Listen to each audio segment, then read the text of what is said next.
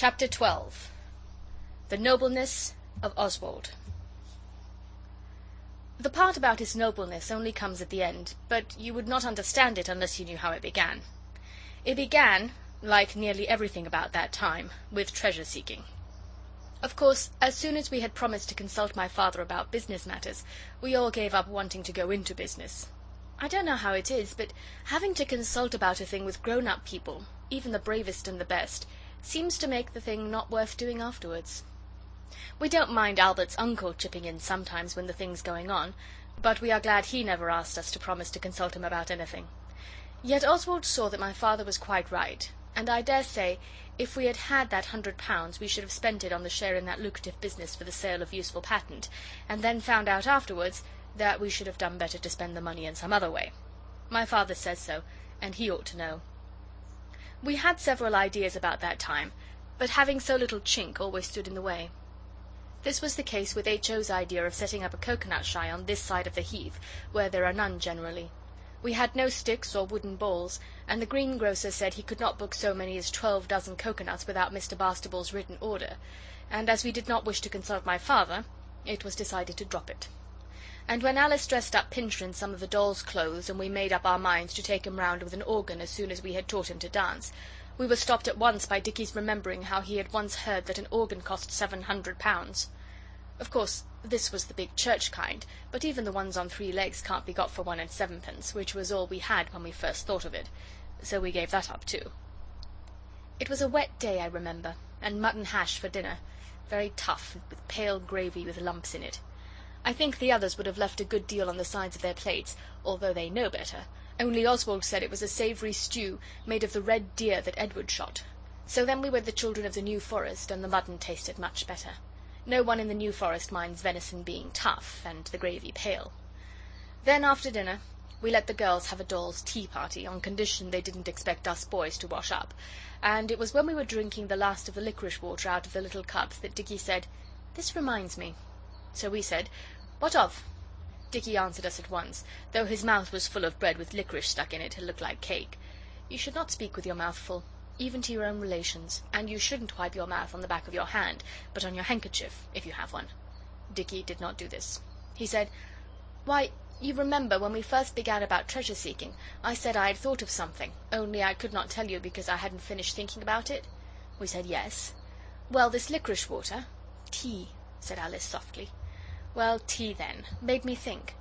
He was going on to say what it made him think, but Noel interrupted and cried out, "I say, let's finish this old tea party and have a council of war." So we got out the flags and the wooden sword and the drum, and Oswald beat it while the girls washed up, till Eliza came up to say she had the jumping toothache and the noise went through her like a knife. So of course Oswald left off at once. When you are polite to Oswald, he never refuses to grant your requests.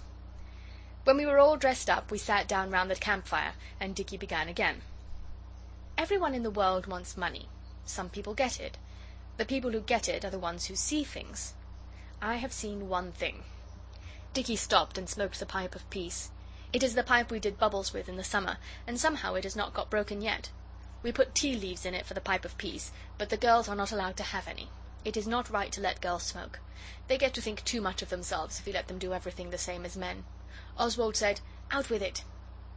"I see that glass bottles only cost a penny. H.O., if you dare to snigger, I'll send you round selling old bottles, and you shan't have any sweets except out of the money you get for them. And the same with you, Noel." "Noel wasn't sniggering," said Alice in a hurry. "It is only his taking so much interest in what you are saying that makes him look like that. Be quiet, H.O., and don't you make faces either. Do go on, Dicky dear." So Dicky went on.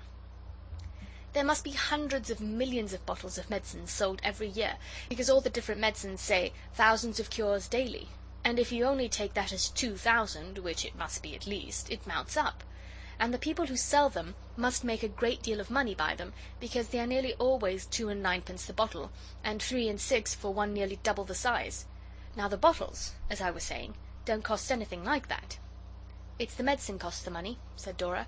"Look how expensive jujubes are at the chemist's, and peppermints too."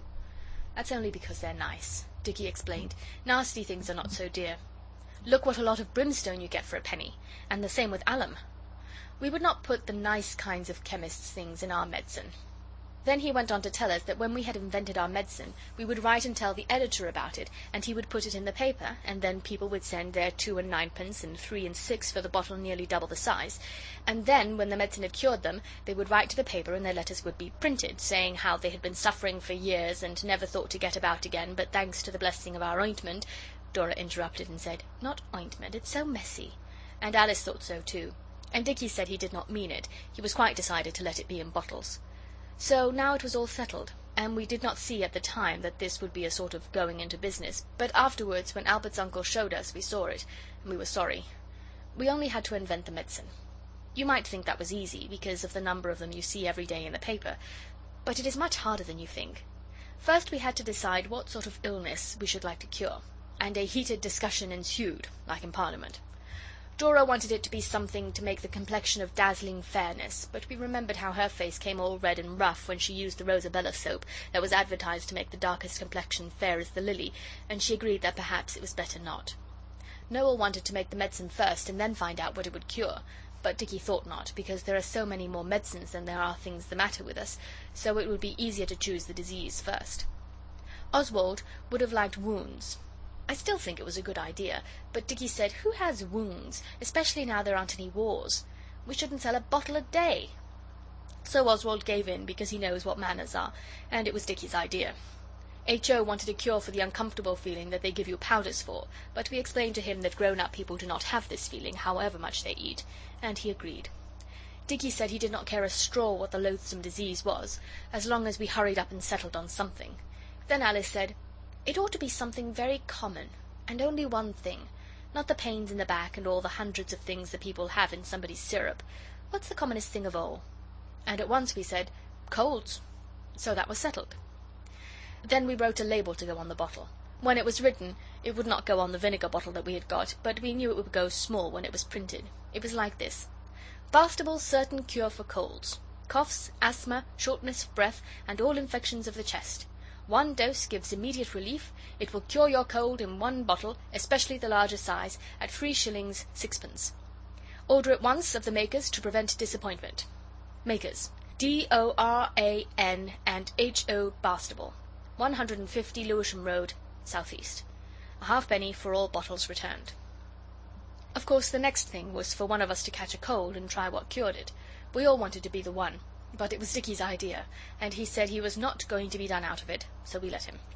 It was only fair.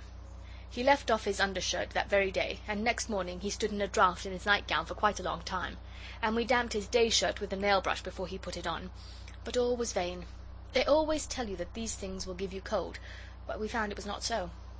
So then we all went over to the park, and Dicky went right into the water with his boots on, and stood there as long as he could bear it, for it was rather cold, and we stood and cheered him on.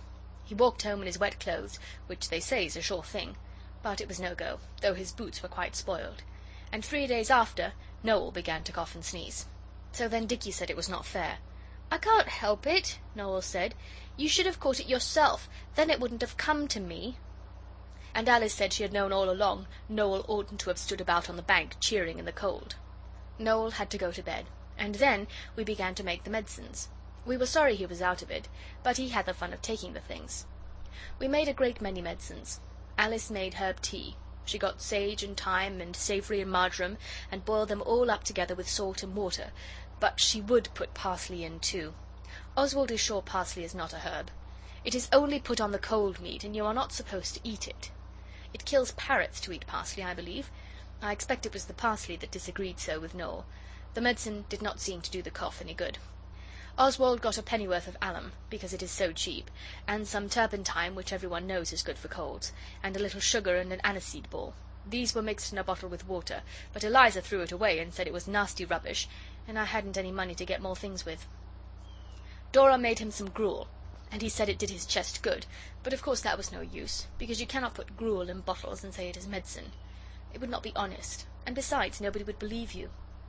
Dick mixed up lemon juice and sugar, and a little of the juice of the red flannel that Noel's throat was done up in. It comes out beautifully in hot water. Noel took this, and he liked it. Noel's own idea was licorice water, and we let him have it, but it is too plain and black to sell in bottles at the proper price. Noel liked H.O.'s medicine the best, which was silly of him, because it was only peppermints melted in hot water, and a little cobalt to make it look blue.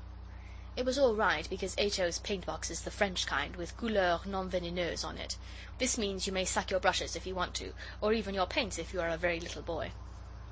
It was rather jolly while Noel had that cold. He had a fire in his bedroom, which opens out of Dicky's and Oswald's, and the girls used to read aloud to Noel all day. They will not read aloud to you when you are well. Father was away at Liverpool on business, and Albert's uncle was at Hastings. We were rather glad of this, because we wished to give all the medicines a fair trial, and grown-ups are but too fond of interfering. As if we should have given him anything poisonous. His cold went on. It was bad in his head, but it was not one of the kind when he has to have poultices and can't sit up in bed. But when it had been in his head nearly a week, Oswald happened to tumble over Alice on the stairs. When we got up she was crying. "Don't cry, silly," said Oswald. "You know I didn't hurt you. I was very sorry if I had hurt her, but you ought not to sit on the stairs in the dark and let other people tumble over you. You ought to remember how beastly it is for them if they do hurt you." "Oh, it's not that, Oswald," Alice said. "Don't be a pig. I'm so miserable. Do be kind to me." So Oswald thumped her on the back and told her to shut up.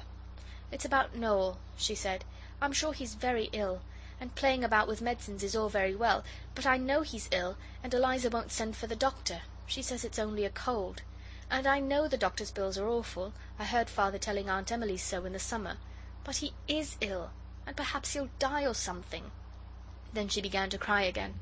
Oswald thumped her again, because he knows how a good brother ought to behave, and said, "Cheer up." If we had been in a book, Oswald would have embraced his little sister tenderly, and mingled his tears with hers. Then Oswald said, "Why not write to Father?" And she cried more, and said, "I've lost the paper with the address. H.O. had it to draw on the back of, and I can't find it now. I've looked everywhere. I'll tell you what I'm going to do." "No, I won't. But I'm going out. Don't tell the others. And I say, Oswald, do pretend I'm in if Eliza asks. Promise." "Tell me what you're going to do," I said. But she said no. And there was a good reason why not. So I said I wouldn't promise if it came to that. Of course I meant to all right, but it did seem mean of her not to tell me. So Alice went out by the side door while Eliza was setting tea, and she was a long time gone. She was not in to tea. When Eliza asked Oswald where she was, he said he did not know, but perhaps she was tidying her corner drawer. Girls often do this, and it takes a long time. Noel coughed a good bit after tea, and asked for Alice. Oswald told him she was doing something, and it was a secret. Oswald did not tell any lies, even to save his sister. When Alice came back, she was very quiet, but she whispered to Oswald that it was all right. When it was rather late, Eliza said she was going out to post a letter. This always takes her an hour, because she will go to the post office across the heath instead of the pillar-box, because once a boy dropped fusees in our pillar-box and burnt the letters. It was not any of us. Eliza told us about it. And when there was a knock at the door a long time after, we thought it was Eliza come back, and that she had forgotten the back door key. We made H.O. go down to open the door, because it is his place to run about. His legs are younger than ours. And we heard boots on the stairs besides H.O.'s, and we listened spellbound till the door opened, and it was Albert's uncle. He looked very tired. "I'm glad you've come," Oswald said. "Alice began to think Noel—" Alice stopped me, and her face was very red. Her nose was shiny too, with having cried so much before tea. She said, "I only said I thought Noel ought to have the doctor. Don't you think he ought?" She got hold of Albert's uncle and held on to him. "Let's have a look at you, young man," said Albert's uncle, and he sat down on the edge of the bed. It is a rather shaky bed. The bar that keeps it steady underneath got broken when we were playing burglars last winter. It was our crowbar. He began to feel Noel's pulse, and went on talking. It was revealed to the Arab physician, as he made merry in his tents on the wild plains of Hastings, that the Presence had a cold in its head. So he immediately seated himself on the magic carpet, and bade it bear him hither, only pausing in the flight to purchase a few sweetmeats in the bazaar. He pulled out a jolly lot of chocolate and some butterscotch and grapes for Noel. When we had all said thank you, he went on. "The physicians are the words of wisdom. It's high time this kid was asleep. I have spoken. You have my leave to depart." So we bunked, and Dora and Albert's uncle made Noel comfortable for the night. When they came to the nursery, which we had gone down to, he sat down in the Guy Fawkes chair and said, "Now then." Alice said, "You may tell them what I did. I dare say they'll all be in a wax, but I don't care." "I think you were very wise," said Albert's uncle, pulling her close to him to sit on his knee. "I am very glad you telegraphed." So then Oswald understood what Alice's secret was. She had gone out and sent a telegram to Albert's uncle at Hastings. But Oswald thought she might have told him. Afterwards she told me what she had put in the telegram. It was, "Come home. We have given Noel a cold, and I think we are killing him." With the address it came to 10 pence halfpenny. Then Albert's uncle began to ask questions, and it all came out, how Dicky had tried to catch the cold, but the cold had gone to Noel instead, and about the medicines and all. Albert's uncle looked very serious. "Look here," he said, "you're old enough not to play the fool like this. Health is the best thing you've got. You ought to know better than to risk it. You might have killed your little brother with your precious medicines. You've had a lucky escape, certainly. But poor Noel." "Oh, do you think he's going to die?" Alice asked that, and she was crying again. "No, no," said Albert's uncle, "but look here. Do you see how silly you've been? And I thought you promised your father—" And then he gave us a long talking to. He can make you feel most awfully small. At last he stopped, and we said we were very sorry, and he said, "You know I promised to take you all to the pantomime?" So we said yes, and knew but too well that now he wasn't going to. Then he went on, "Well, I will take you if you like, or I will take Noel to the sea for a week to cure his cold. Which is it to be?" Of course, he knew we should say take Noel, and we did, but Dicky told me afterwards he thought it was hard on H.O. Albert's uncle stayed till Eliza came in, and then he said good night in a way that showed us that all was forgiven and forgotten. And we went to bed. It must have been the middle of the night when Oswald woke up suddenly, and there was Alice with her teeth chattering, shaking him to wake him. "Oh, Oswald," she said, "I'm so unhappy. Suppose I should die in the night." Oswald told her to go to bed and not gas, but she said, "I must tell you, I wish I'd told Albert's uncle. I'm a thief, and if I die tonight I know where thieves go to." So Oswald saw it was no good, and he sat up in bed and said, "Go ahead." So Alice stood shivering and said, "I hadn't enough money for the telegram, so I took the bad sixpence out of the exchequer, and I paid for it with that and the 5 pence I had. And I wouldn't tell you, because if you'd stopped me doing it I couldn't have borne it. And if you'd helped me, you'd have been a thief too. Oh, what shall I do?" Oswald thought a minute, and then he said, "You'd better have told me. But I think it will be all right if we pay it back. Go to bed. Cross with you? No, stupid. Only another time you'd better not keep secrets." So she kissed Oswald, and he let her, and she went back to bed. The next day Albert's uncle took Noel away before Oswald had time to persuade Alice that we ought to tell him about the sixpence. Alice was very unhappy, but not so much as in the night. You can be very miserable in the night if you have done anything wrong, and you happen to be awake. I know this for a fact. None of us had any money except Eliza, and she wouldn't give us any unless we said what for, and of course we could not do that because of the honour of the family. And Oswald was anxious to get the 6 pence to give to the telegraph people, because he feared that the badness of that 6 pence might have been found out, and that the police might come for Alice at any moment. I don't think I ever had such an unhappy day. Of course we could have written to Albert's uncle, but it would have taken a long time, and every moment of delay added to Alice's danger. We thought and thought, but we couldn't think of any way to get that 6 pence. It seems a small sum, but you see Alice's liberty depended on it. It was quite late in the afternoon when I met Mrs. Leslie on the parade. She had a brown fur coat and a lot of yellow flowers in her hands. She stopped to speak to me and asked me how the poet was. I told her he had a cold, and I wondered whether she would lend me 6 pence if I asked her, but I could not make up my mind how to begin to say it. It is a hard thing to say, much harder than you would think. She talked to me for a bit, and then she suddenly got into a cab and said, "I'd no idea it was so late," and told the man where to go. And just as she started she shoved the yellow flowers through the window and said, "For the sick poet, with my love," and was driven off. Gentle reader, I will not conceal from you what Oswald did. He knew all about not disgracing the family, and he did not like doing what I am going to say. And they were really Noel's flowers, only he could not have sent them to Hastings, and Oswald knew he would say yes if Oswald asked him. Oswald sacrificed his family pride because of his little sister's danger. I do not say he was a noble boy, I just tell you what he did, and you can decide for yourself about the nobleness. He put on his oldest clothes. They're much older than any you would think he had if you saw him when he was tidy, and he took those yellow chrysanthemums, and he walked with them to Greenwich Station, and waited for the trains bringing people from London. He sold those flowers in penny bunches and got 10 pence. Then he went to the telegraph office at Lewisham and said to the lady there, "A little girl gave you a bad 6 pence yesterday.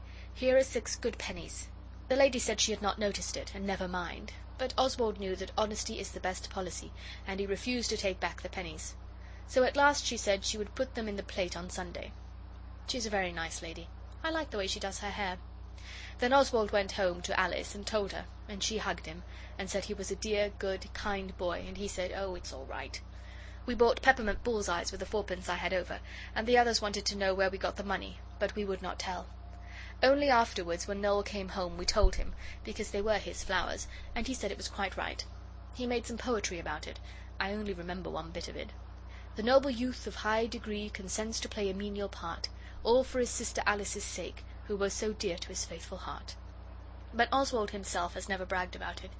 We got no treasure out of this, unless you count the peppermint bull's-eyes. End of chapter 12.